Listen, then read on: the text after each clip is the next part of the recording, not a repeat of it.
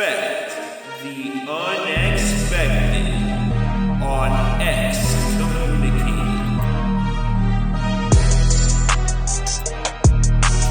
What's going on, folks? Welcome to Excommunicated. I'm your host, Emir Rendon. It's November 5th, 2024. Y'all know what that means. The big day is finally here. That's right, guys. It's election day. I hope you all got plenty of rest because no matter who you voted for, or even if you didn't vote at all, tonight is going to be a very long night. In the spirit of Election Day, on today's episode, we will briefly discuss the history of Election Day and how Election Day coverage has changed in the media throughout the years. Okay, explorers, let's get started with the show. Election Day is always annually on the first Tuesday of November. Most of you already know this, but have you ever wondered why? According to Evan Andrews of History.com, this tradition can be traced back to 1845, when an official election day was created. Before this, states had a window of 34 days to cast their ballots, so long as they did so before the first Wednesday of December. This caused many problems, though. For instance, in presidential elections, if states voted before other states, they had the potential of influencing the states that had yet to vote. Because of this, Congress chose to pick a universal election date. During this time, most Americans were rural farmers who needed to travel to polling places. And at the time, most farmers went to church on Sundays and had to attend the farmers market on Wednesdays. So Tuesday was chosen for Election Day because Mondays were perfect for traveling. Because farmers were busy planting and harvesting crops from spring through fall, and travel was very difficult in the later winter months, early November was deemed the perfect time for election season. While we are no longer a society of primarily farmers, this tradition has now stuck. Personally, I think this is a really cool tradition and I am glad we have preserved it. Throughout U.S. history, voting has changed constantly. Next, we will discuss how modern technologies have consistently changed voting in this country. According to surveysandballots.com, voice voting was the original form of casting a vote. People would stand around the election clerk and yell out whom they intended to vote for. This caused significant problems because it was inconvenient and caused many people to vote based on what others thought. So whenever you go out and vote later today, be grateful that you don't have to yell out to everybody who you will be voting for. Voice voting became obsolete in the late 1800s with the invention of the Acme voting machine. According to the Council of State Governors, however, this machine would often rig elections by tearing or marking ballots, therefore making those ballots invalid. These faulty machines were replaced with new ones that had a punch card system. These punch card ballots were better and they were certainly adequate. However, during the 2000 election of Bush versus Gore, these ballots were one of the main controversies leading to the election being decided by the Supreme Court. The punch card ballot had two columns of candidates' names separated by a middle column of squares that had to be punched through. The square with the candidates' names was called a chad. These punches or chads did not go through on many of the ballots, creating what would later be known as a hanging chad. According to Morgan Thompson from the Council of State Governments, the Help America Vote Act of 2002 helped address some of the remaining election problems. This bill created the Election Administration Commission, which still oversees elections to this day. While we can all agree that elections certainly aren't perfect, I think we can also agree that we have come a long way. Alright, y'all, let's take a quick break. This election season, Excommunicated is partnering with Votesmart.org. Votesmart.org's mission is to provide Americans with free, unbiased information about all candidates and officials running for office. So make sure to check them out before heading to the polls today. After voting, take a picture with the hashtag GoVoteTN and hashtag VoteSmart, and tag the excommunicated Instagram page for a chance to win a year-long free membership to the excommunicated Patreon. Again, make sure to take a picture with the hashtag GoVoteTN and hashtag VoteSmart and tag the excommunicated Instagram page. What could be better than a year-long free membership of hearing me yap? I certainly can't think of anything. Alright guys, let's get back to the show.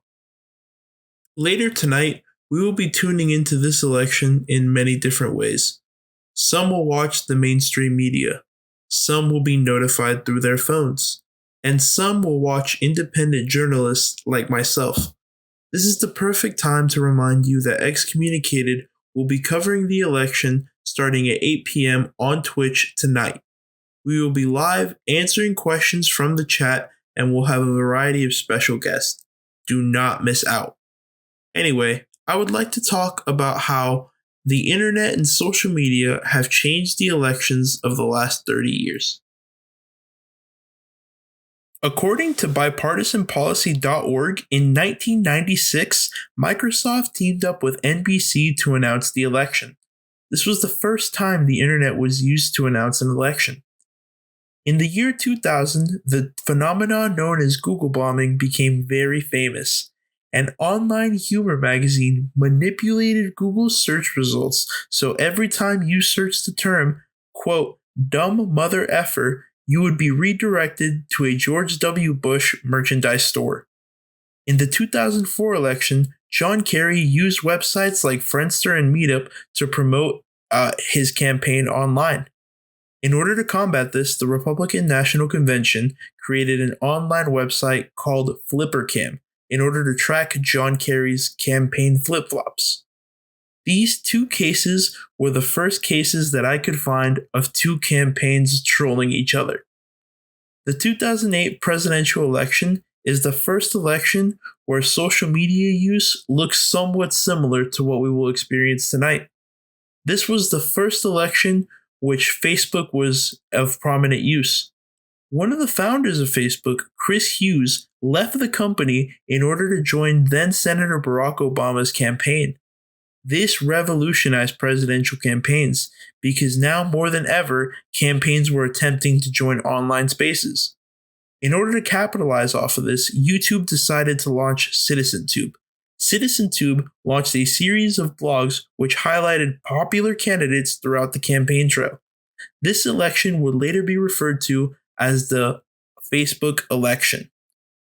The 2012 election was very similar to the 2008 election, but with the rise of Twitter and YouTube being more prominent. The 2016 election started the modern era of elections. President Trump's campaign was the first to incorporate live streaming into his campaign. Trump's now infamous speech, where he rode down a golden escalator, was broadcasted live on Facebook to millions of supporters. Trump even streamed his third presidential debate with Hillary Clinton on his own website, where his supporters could comment and show support for the candidate. Efforts such as this led Trump to beat Hillary Clinton in the election. Because of Donald Trump's surprising win over Hillary Clinton, many began to question the role of social media companies had in the election. Companies such as Facebook and Google, who were formerly praised for their work on elections, were vilified overnight. Okay guys, the 2020 election is very controversial and continues to be very controversial. Because of this, the rest of the discussion about the 2020 election will be on the Patreon later this week. This isn't me trying to paywall information or anything of that sort, but even saying words like COVID or January 6th can get this podcast demonetized. And this is excommunicated, for crying out loud. You need to hear my full uncensored opinion, and I cannot provide that on a public episode. Alright guys, before we wrap things up, I want to take a few minutes to answer some of the audience's questions. Ryan King asks, "What's going on, Emir? I'm a huge fan and longtime listener. A few years ago, you used to have on a lot more guests. Do you plan on doing this again? Well, first of all, Ryan, thank you so much for listening. And I'll be the first one to admit to you that I have fallen out of habit of having guests. As many longtime listeners like yourself know, this podcast is just a hobby of mine. So some weeks I don't have time to do all the planning that goes into having a guest or all the scheduling and stuff like that. But I think if you tune in the next few weeks, you will be pleasantly surprised. Maria Gutierrez asks, "Hey Emir, I'm a huge fan of the show. I enjoyed that last episode about the history of Johnson City. You listed many cool places I plan to check out. Are there any more historical places in the region I should visit?" Well, first of all, Maria, thank you, and that's a great question. Honestly, I recommend checking out the Birthplace of Country Music Museum in Bristol, Tennessee. Next week's episode is about the history of bluegrass in country music in the Northeast Tennessee region. So I'll go into a little bit more detail then, so make sure to tune in.